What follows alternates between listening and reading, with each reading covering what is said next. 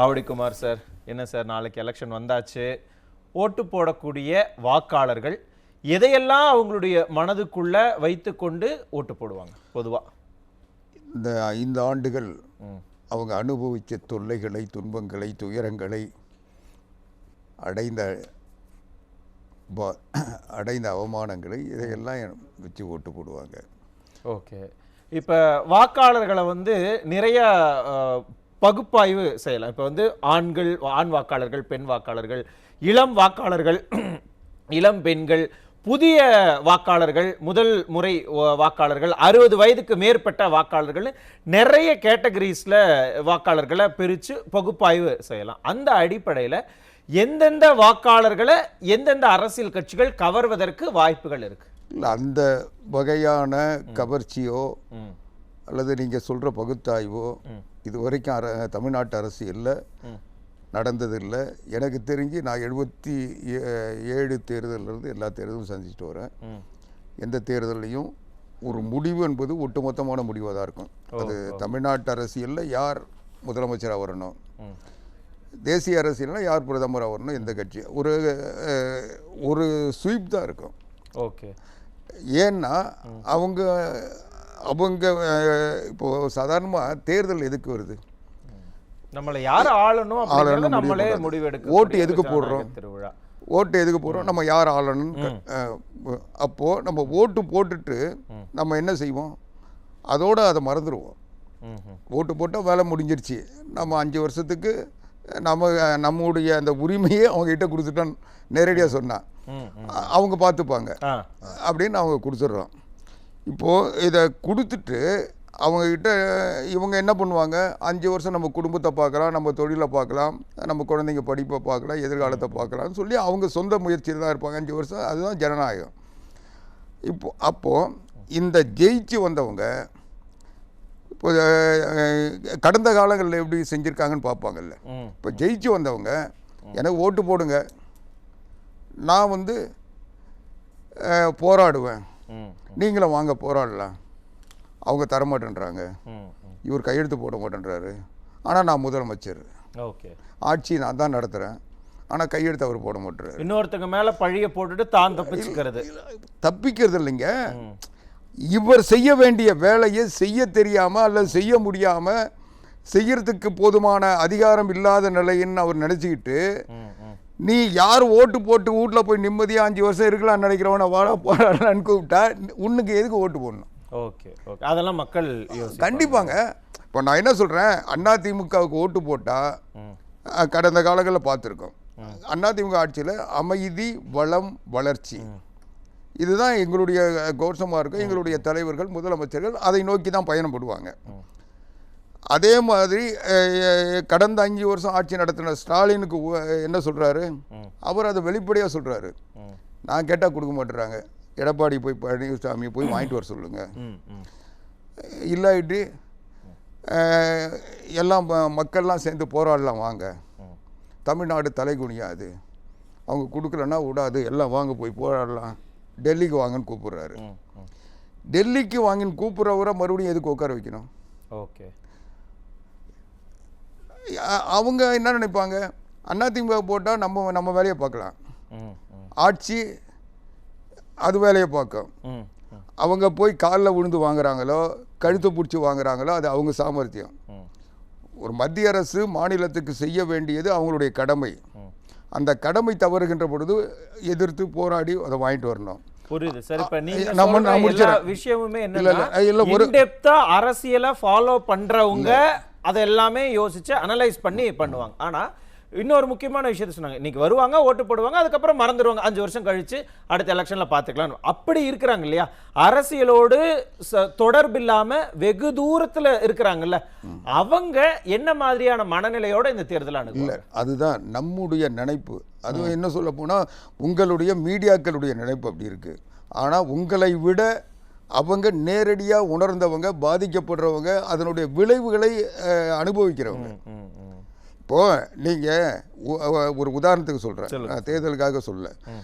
இப்போது current bill 500 ரூபா மாதத்துக்கு கட்டின்னு இருந்தவன் 1500 ரூபா கட்டுறான்.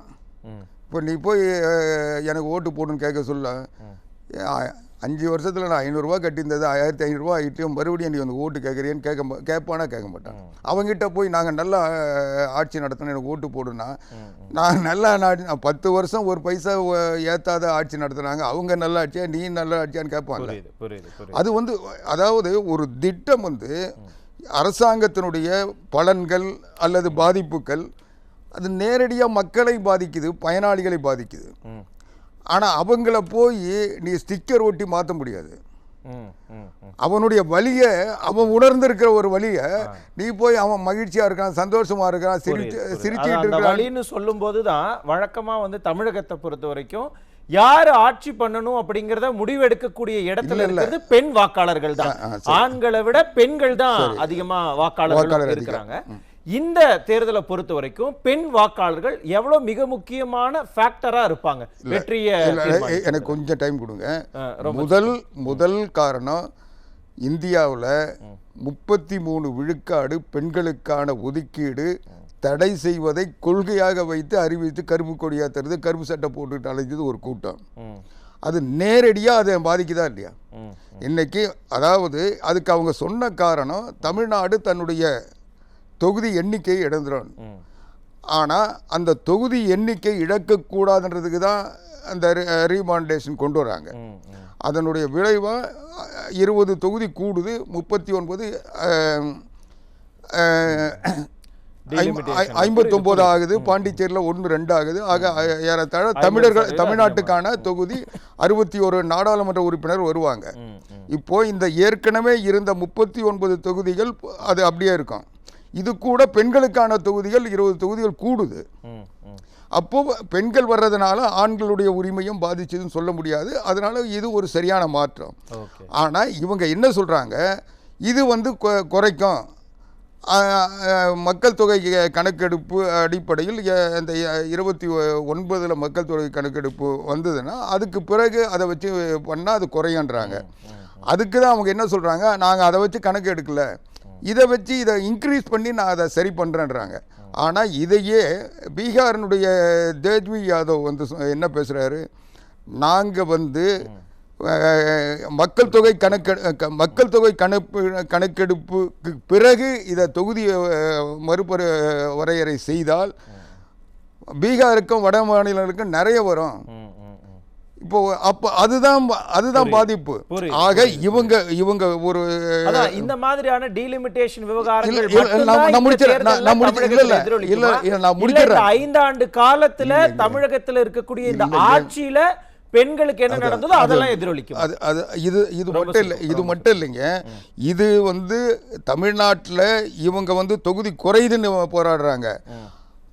ஆனால் அவங்க கூட்டணியில் இருக்க அந்த ராஷ்ட்ரிய ஜனதா தள், அந்த ஜோதிஸ்வி யாதவ், முலாயம் சிங் யாதவ் அவங்க கட்சி, அவங்கெல்லாம் என்ன நினைக்கிறாங்க, தமிழ்நாட்டுக்கு குறையணும், அதனால ரீமானிட்டேஷன் பண்ணுறது தொகுதி புதிய கணக்கெடுப்புக்கு பிறகு நடத்தணுன்றாங்க.